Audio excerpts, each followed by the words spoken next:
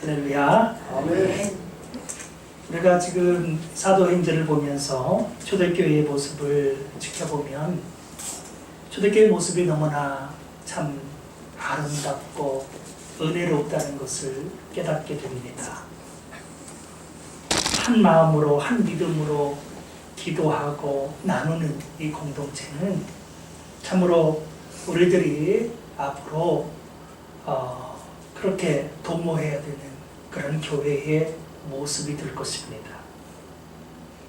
그런데 이렇게 은혜롭고 아름다운 초대교회에 오늘 말씀을 보면 큰 사건이 벌어집니다.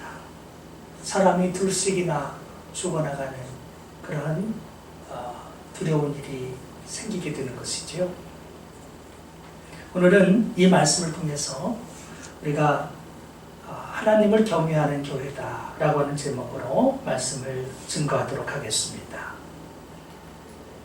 지난 시간에 저희들이 함께 살펴본 것처럼 초대교회에서 모든 사람들이 물건을 서로 통용하면서 한 마음과 한 뜻이 되어 있었을 때에 심지어는 레위인조차도 바나바조차도 하나님 앞에 자신의 땅을 판 것을 가져다가 드렸던 그 말씀을 봤습니다. 누군가가 그러한 선행을 할 때에 우리 하나님 앞에 좋은 일을 할 때에 교회는 그 일을 아마도 칭찬하게 될 것이고 사람들은 그를 존중히 여기게 됐을 것입니다. 그런데 오늘 말씀에 등장하는 아나니아와 삽비라라고 하는 사람은 이 부부인데 이들은 이 많은 사람들이 인정받고 사랑받고 명예와 존중을 받고 있는 모습을 보면서 그들도 그러한 영광을 얻기를 원했습니다. 그래서 두 사람이 서로 공모를 했습니다. 공모를 해서 이 사람들이 땅을 가지고 있었는데 땅을 팔아가지고 그 값을 다 하나님 앞에 가져와서 드리는 것이 아니라 땅을 판 값의 일부분만을 가지고 와서 마치 전부를 드린 것 마냥 교회 앞에 하나님 앞에 내놓는 것입니다. 사도들의 발 앞에 뒀지만 하나님 앞에 드린 겁니다. 자, 우리가 생각할 때 하나님 앞에 헌금을 드렸으니 잘하는 것이다 라고 생각할 거예요. 그죠? 전혀 안 드린 사람보다 드린 사람이 조금 더 낫겠다. 단순하게 우리는 이런 생각을 할지 모르지만 오늘 이 부분은 그런 모든 것을 다 드린 것이 아니라 일부분을 감추고 숨기고 다 드린 것처럼 거짓말을 하여서 큰 저주를 받아서 죽고 말았다는 것입니다. 사실 이 아나니아와 삽비라가 자신들이 땅을 가지고 있었습니다. 자신들이 주인이었죠. 그런데 이 땅을 가지고 있을 때 누가 뭐라고 하는 사람이 없어요. 혹여 교회가 만약에 그들에게 그 땅을 팔아가지고 그 값을 우리에게 주십시오라고 요청을 한 것도 아닙니다. 그죠? 남들이 하는 것을 보고 나도 우리도 저렇게 해서 바나바처럼 존중도 받고 저렇게 인정을 받는다면 얼마나 좋으랴 하는 그러한 명예심, 욕심, 교만 이러한 자신의 이름들을 드러내려고 했던 자신들의 야망 이런 것들이 있어서 오늘 이 사람들이 땅값을 숨기고 일부만을 드리면서 명예는 얻고 실리는 취하려고 하는 전략을 품게 된 것입니다. 남편이 땅을 판 값에서 얼마를 일부를 감췄습니다. 그리고 그 아내도 알았습니다. 함께 이것을 공모했기 때문에 알았습니다. 그런데 남편이 그것을 가지고 가서 교회 앞에서 내놓겠다고 했습니다. 그래서 남편이 먼저 찾아옵니다. 사도들의 발 앞에 그것을 갖다 두고 전부인 것 마냥 얘기를 하는 것이죠. 그때에 오늘 3절 말씀을 보면 이런 기록이 있지요. 3절 한번 읽어봅니다. 시작. 베드로가 이르되 아나니아야 어찌하여 사탄이 네 마음에 가득하여 내가 성령을 속이고 땅값 얼마를 감추었느냐. 오늘 성령으로 충만한 이 베드로의 눈앞에 아나니아가 와 있지만 정말 다른 사람들이 자신을 희생해서 사랑해서 모든 사람에게 순수한 마음으로 드렸던 그 모습과는 다르게 자신 앞에 있는 이 사람은 사탄이 그 속에 가득한 사람이었습니다. 마음속에 시커먼 사탄이 가득해 있어요. 교만과 욕심이 가득 차 있었어요. 하나님을 속이려고 하는 그러한 범죄가 그 안에 보이는 것입니다. 어찌하여 사탄이 네 마음에 가득하냐? 어째서 네가 사탄에 가득해가지고 성령을 속이고 땅값 얼마를 감추었나? 생각을 해보십시오. 아나니아와 삽비라의 땅입니다. 자기 땅이니까 자기가 마음대로 처분할 수 있고 드려도 되고 안 드려도 되고 말이죠. 그렇죠? 자신의 주인이라면. 그리고 일부를 가져왔어도 이것이 일부입니다 하고 드렸으면 괜찮을 일이었습니다. 하지만 이들이 왜 죽게 되느냐면 일부를 가지고 왔으면서도 불구하고 전부를 가지고 온 것 마냥 거짓말을 했다는 거죠. 이 일부를 드리면서 전부를 드린 것 마냥 거짓말을 한 것이 사실은 성령을 속이는 일이었다. 다시 말하면 하나님을 속이는 일이었다는 것입니다. 이들은 무슨 생각을 품었습니까? 이 가지고 있는 이런 부귀를, 재산을 내놓음으로써 영화를 얻으려고 했어요. 영광을 얻으려고 했어요. 교회로부터 많은 존중을 받고 사람들로부터 칭찬과 박수를 받고 싶었을 것입니다. 그러나 이 박수를 받고 명예를 얻는 일에 있어서 하나님을 속일 수 있다고 믿었던 거예요. 이 사도들 앞에서 연극만 잘하면 영광도 없고 내가 판 것의 일부는 감춰놨기 때문에 나머지 물질도 내가 고스란히 갖고 말이죠. 사람을 속일 수는 있어요. 그렇죠? 얼마든지 사람을 속일 수는 있어요.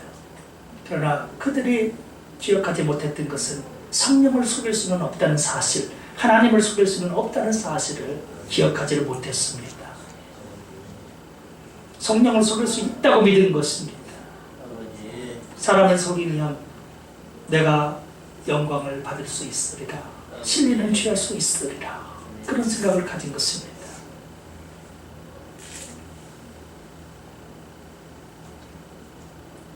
전적으로 헌신하지도 않았으면서 전적으로 헌신한 것처럼 오늘 아나니아와 삽비라는 연극을 한 겁니다. 그런데 주의 성령님께서, 하나님께서 베드로를 통하여서 질책을 하시는 겁니다. 오늘 사전에 써 있는 것처럼 땅이 너에게 그대로 네 소유물로 있을 때 네 땅이었지 않느냐? 판 다음에도 네 마음대로 처분할 수 있었지 않느냐? 근데 어째서 하나님의 성령을 속이고 교회를 속일 수 있다고 생각했느냐는 겁니다. 너희들이 한 것은, 너가 한 것은 사람에게 거짓말한 것이 아니라 하나님께 거짓말을 한 것이다 라고 하는 것입니다. 이 일 후에 5절에 써 있는 것처럼 아나니아가 이 말을, 이 책망하는 말을 듣고 어떻게 됐죠? 엎드러져 혼이 떠났다, 죽었다는 겁니다.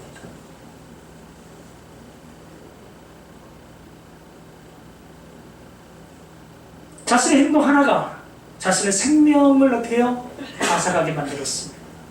많은 사람들이 이 사건에 대한 이야기를 듣고 크게 두려움을 느끼게 됐습니다.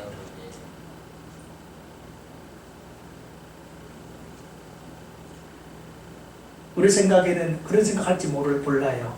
아니, 하나님도 너무하시지, 거짓말 한번 했다고 이렇게 할 수 있으실까? 사실 우리들이 오늘날 세상을 살아가면서 거짓말 한 번도 않고 살아가는 사람이 아마도 없을지 몰라요. 만약에 하나님이 거짓말한 대로 다 쳐서 죽이면 교회 안에 남아있는 사람이 얼마나 있을까 싶습니다. 그러나 이 상황은 초대교회의 아주 특수한 상황인 것을 감안을 해야 합니다. 한번 생각을 해보십시오. 하나님의 입장에서요, 지금 이 전 세상 가운데에서 주의 오순절에 성령이 임하시면서 거룩한 교회를 하나님께서 지금 만들어갔습니다. 이 땅 가운데 없는 특별한 하나님의 나라를 건설하려고 하나님께서 공을 들고 계신데, 사탄이 이 시간에 욕심 있는 아나니아와 삽배를 택하여 가지고 교회의 순결함을, 순수함을 무너뜨리려고 하고 교회를 파괴하려고 하는 공작을 펼치고 있단 말이에요. 하나님을 속일 수 있다는 것이 선례가 되면 우리 하나님은 어떻게 되죠? 전지전능한 게 못 되죠. 그렇죠? 속는 하나님이라고 생각을 해보세요. 만약에 하나님을 속일 수 있다? 그럼 하나님은 전지한 하나님이 아니고 전능한 하나님도 아니에요. 그 순간 하나님은 더 이상 하나님이 아니게 되는 거예요. 우리는 단순히 바라볼 때 거짓말 좀 했다고 이렇게까지 죽일 필요가 있겠나 할지 모르지만, 오늘날 교회를 속인다는 것, 다시 말하면 하나님을 속일 수 있다고 하는 것이 이게 허용해진다면 교회는 초기부터 무너지는 것이고, 하나님의 모든 그분의 영광이나 그분이 가지고 있는 모든 특성들이 다 무너지는 그 계기가 되는 것입니다. 그래서 오늘 하나님께서는 저기에 있는 이 교회를 온전케 하시기 위하여, 교회를 감찰하시는 하나님이었기 때문에, 교회의 주인이 되시는 하나님이었기 때문에 베드로를 통해서 책망을 하셨고, 오늘 거짓말하는 하나님을 속일 수 있다고 믿는 이 사람을 죽이게 하신 것입니다. 그리고 하나님께서 생각하신 것은 또 한 가지가 있습니다. 소위 말해서 일벌백계를 해서 이 사람을 죽임으로 말미암아 이 일을 듣는 모든 사람들이 다 크게 두려워하도록 만들었어요. 교회에서 성도들이 함께 잘 지내고 은혜를 나누고 성도들이 행복하고 살다 보니까 뭘 놓치느냐? 하나님이 하나님이 된다고 하는 사실을, 전지전능하신 하나님이 된다는 사실을 잊고 사람을 속이듯이 하나님도 속일 수 있다고 믿는 이런 일이 생기게 되는 거예요. 이거를 놔두면 안 되는 겁니다. 그래서 그를 찾더니, 아나니아를 찾더니 교회가 정신을 바짝 정신을 차리기 시작합니다. 두려워하기 시작합니다. 하나님을 향하여 경외하는 마음을 품더라는 것입니다.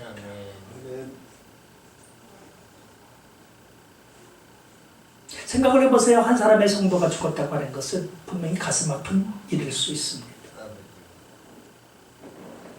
그리고 어쩌면 이 정도 하나 거짓말한 것이 굳이 그렇게까지 죽일 일인가, 좀 너무한 것 아닌가 하는 생각을 우리가 품을 수도 있습니다.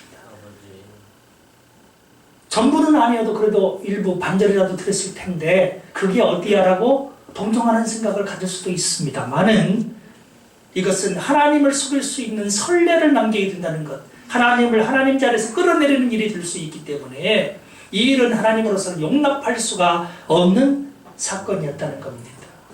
교회의 순수함, 교회의 거룩함, 이것은 반드시 지켜져야 되는 영역이었다는 겁니다. 그래서 하나님께서 오늘 이렇게 손을 대신 것입니다.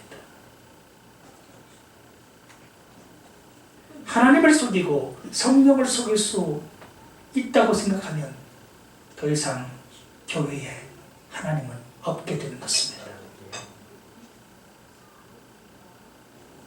오늘 우리들, 저를 포함해서 우리 모두는 아나니아와 삽배가 생각했던 이러한 성령을 속인다든지 하나님을 속인다든지, 우리가 이러한 그릇된 생각을 절대로 가져서는 아니 될 것입니다.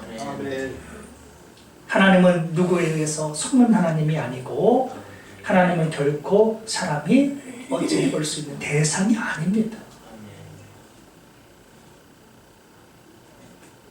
다른 사람들이 사도들의 발 앞에 땅을 팔고 밭을 팔고 해서 갖다 드린 그 일로 칭찬을 들으니까 나도 일부러 가서 저들만 속이면 칭찬도 듣고 영광도 내가 얻지 않겠느냐 했는데, 하나님께서 사람이 취하려고 하는 이 영광을 어떻게 해요? 갖지 못하도록 지셨던 것입니다. 우리 모두는 모든 영광을 반드시 하나님 앞에 올려드리는 이러한 삶을 살아갈 수 있게 되기를 주님의 이름으로 축원드립니다. 하나님의 책망을 듣고 아나니아가 죽었습니다. 그리고 이 일을 듣는 모든 사람들이 다 크게 두려워합니다. 죽은 그 시신을, 아나니아의 시신을 젊은 사람들이 메고 나가서 장사를 지내고 돌아오게 되는데 3시간쯤 지난 다음에 그의 아내인 삽비라가, 남편과 이미 사전에 공모했던 이 삽비라, 남편의 땅값의 일부를 감춘 것을 자기도 잘 알고 있는 삽비라가 들어옵니다. 그때 베드로를 통하여 하나님께서 다시 그에게 묻습니다. 그 땅 판 값이 이것뿐이냐? 라고 물어봅니다. 이것이 전부가 아님을 알고 회개를 촉구하면서 물어보는 겁니다. 남편은 그렇게 죽었지만 아내는 지금이라도 회개하기를 원하면서 하나님께서 긍휼로 물어보시는 것입니다. 땅 판 값이 이것뿐이냐? 더 있지 않느냐라고 하는 거예요. 그런데 오늘 이 여자가 뭐라고 대답을 합니까? 8절에 보면 예, 이것뿐이라 단호하게 말했습니다. 예, 이것이 전부입니다 라고 얘기한 겁니다. 남편이 얘기했던 것처럼 아내도 얘기했습니다. 이 아내 또한 하나님을 속일 수 있다고 생각을 한 것입니다. 남편이 말한 그대로. 그러나 남편이 그 말한 것 때문에 죽임을 당했던 사실을 알지 못한 채 이 아내는 예, 이것이 전부입니다. 이것밖에 없습니다 라고 얘기를 한 것입니다. 그때 하나님께서 베드로를 통해서 말씀하십니다. 9절에 보면 너희가 어찌 함께 꾀하여 주의 영을 시험하려 하느냐. 오늘 그들은 주의 영을 시험했습니다. 하나님은 설마 알랴? 우리가 비밀리에 얘기했던 아무도 지켜보지 우리만 알고 있는 사실을 그들이 하나님은 알랴? 이 베드로가 알랴? 베드로 개인은 알 수 없겠죠. 그러나 하나님의 성령이 그 안에 있습니다. 하나님은 알고 계신 것입니다. 알고 물어봤는데 거짓된 대답을 또다시 한 겁니다. 하나님을 또 기만하고 속이려고 했던 것입니다. 성령을 속이려고 했던 것입니다. 그래서 오늘 무서운 말이 그 뒤에 선포되지요. 보라, 네 남편을 장사하고 오는 사람들의 발이 문 앞에 이르렀으니 또 너를 메어 내가리라. 하루에 출초상이 난 겁니다. 남편이 죽고 그 사람을 장사하고 돌아오는 사람들이 오자마자, 문 앞에 이르자마자 여자가 이 책망을 듣고 아내도 톡 죽어버린 거예요.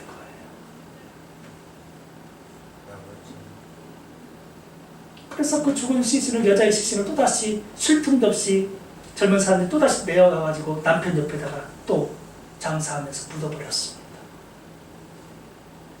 이 사건을 대하면서 이 은혜로운 교회 가운데 남편도 아내도 죽는 이 초유의 사건이 벌어지는 것을 보면서 사람들이 이 교회가 가졌던 것은 단순한 슬픔이 아니었습니다. 슬픔 이전에 슬퍼할 겨를도 없이 다음과 같은 것을 느끼기에 바빴습니다. 뭡니까? 11절입니다. 11절 한번 읽어보겠습니다. 시작. 온 교회와 이 일을 듣는 사람들이 다 크게 두려워하니라. 뭘 듣겠습니까? 크게 두려워합니다. 근데요, 오늘 우리가 읽으신 이 말씀 가운데서 이 부분이 두 번이나 나타나고 있는 것을 주목해서 볼 필요가 있습니다. 자, 아까 5절 말씀에 보면 5절 다시 한번 보십시오. 아나니아가 이 말을 듣고 엎드러져 혼이 떠나니 이 일을 듣는 사람이 다 크게 두려워하더라. 아까 써 있었죠. 그 다음에 오늘 11절에도 보면 온 교회와 이 일을 듣는 사람들이 다 크게 두려워하니라. 왜 이 본문 안에 다 크게 두려워하더라는 얘기를 두 번씩이나 써놨을까요? 하나님이 이 말씀이 중요하기 때문에 거듭 기록하게 하신 것입니다. 강조하려고 쓰신 말씀이다 이거예요. 그러면 뭘 강조하고 싶으신 거예요, 하나님이? 모든 백성으로 하여금, 이 모든 성도들 하여금 이 사건을 보면서 하나님을 두려워하는, 하나님을 경외하는 마음을 품기를 원하신다는 거예요. 교회가 하나님을 속일 수 있다라는 것, 성령을 속일 수 있다라고 하는 것, 이런 생각을 품어서는 아니 된다는 거예요. 하나님을 속이고 기만하고 성령을 속이려고 하다가는 하나님의 무서운 심판의 저주에 빠지게 된다는 거죠. 하나님을 속이려고 하는 것은, 하나님을 거역하려고 하는 이것은 죽음밖에는 없다는 것을 분명히 보여주심으로써 저도 교회로 하여금 하나님을 아주 크게 두려워하도록 만드셨다는 것입니다. 우리 믿음의 본질은 어디에서 시작을 합니까? 하나님을 두려워하는 경외함에서부터 시작이 되는 것입니다. 우리가 예배를 드릴 때도요, 마음과 뜻과 정성을 다하여서 내 모든 삶을 살펴보시는 하나님 앞에 경외감을 가지고 예배를 드려야 되는 거예요. 예배라고 하는 것은 목사 보기 좋으라고 드리는 게 아닙니다. 혹은 우리들이 흥에 겨워서 우리들이 좋게 하려고 우리들의 흥을 위해서 드리는 것도 아닙니다. 마땅히 우리의 생사 여부를 주관하고 계시는 우리 하나님, 절대자 그 하나님을 크게 존경하고 사랑하고 두려워하면서, 한마디로 경외하면서 우리가 예배를 드려야 하는 것입니다. 예배뿐만이 아니죠. 삶의 모든 영역에서 우리는 하나님을 경외하는 그러한 성도요, 하나님을 경외하는 교회가 되어져야 된다는 것입니다. 교회 안에서만의 하나님이 아니라 우리의 삶의 모든 부분을 주장하시고 천지만물을 주관하시는 분이 우리가 경외하는 하나님이시기에 하나님 앞에 우리가 두려움을 가지고 살아가자라고 하는 것입니다. 그런데 때때로 보면 교회 안에서 하나님보다 목사를 더 두려워하는 사람들 생기게 됩니다. 목사가 큰 어떤 권세를 가지고 어떤 카리스마를 가지고 일하면 목사를 두려워해요. 하나님보다 더. 목사에 비해 맞추려고 하는 사람들도 생기게 되고요. 물론 주의 종으로서 우리가 존중하면서 하나님 말씀을 증거할 때 그 말씀을 순종하면서 따라야 되는 부분이 있습니다만은 목사도 사람이에요. 하나님은 아닌 것입니다. 우리가 진실로 두려워하고 진실로 섬겨야 되는 유일하신 분은 바로 하나님이신 것입니다. 그러므로 하나님을 진실로 경외하는 교회가 되자라고 하는 것입니다. 교회는 하나님의 눈길이 항상 살펴보고 계십니다. 우리가 참으로 우리 심령 속에 온갖 욕심과 교만한 모든 것들을 다 내려놓고 참으로 나를 위해서 구원자 예수님께서 생명까지 바치면서 십자가에서 그렇게 죽으셔서 우리를 값주고 사셨는데 우리가 이제는 그러한 사랑과 은혜를 베푸시는 전지전능하신 주님을 사랑하면서 존경하면서 높이면서 두려워하면서 한마디로 경외하면서 살아가자라고 하는 것입니다. 하나님을 경외하는 교회가 되지 못하면 교회는 끝나게 되는 것입니다. 하나님을 경외하는 교회가 되지 못하면 교회는 부패하게 되고 결국 망하게 될 것입니다. 그러나 하나님을 경외하는 교회가 될 때에는 하나님께서 교회를 들어서 높이 사용하여 주셔서 더 큰 부흥과 은총을 베풀어 주실 것입니다. 초대교회에 이러한 어려움들, 이런 큰 사건이 벌어졌지만 이 사건을 하나님께서 잘 정리하셔서 교회는 이후에 크게 부흥하게 됩니다. 오늘 하나님을 경외하는 모습을 갖췄더니 하나님께서 큰 부흥을 주시더라 이 말입니다. 사랑하는 성도 여러분, 우리 모두가 다 하나님을 경외하는 자들이 되어져야 합니다. 하나님을 진실로 두려워하면서 예배해야 됩니다. 형식적인 오늘 아라니아 선배들이 형식적인 헌금이라든지 거짓된 헌금이라든지 하나님 그런 거 원하지도 않고 받지도 않습니다. 형식적인 우리가 예배를 드리는 자들이 되어서는 안 되고 참으로 전심으로 마음을 다하여 성품을 다하여 하나님을 경외하면서 예배드리는 공동체가 될 때 우리의 모든 삶을 하나님께서 하감하시고 큰 은혜와 부흥으로 역사하여 주실 줄로 믿습니다. 이러한 하나님을 끝까지 경외하는 세상 끝까지 경외하는 교회가 될 수 있게 되기를 주님의 이름으로 축원을 드립니다. 기도하시겠습니다. 걸어가신 주 하나님 아버지, 오늘 말씀 속에서 참으로 많은 사람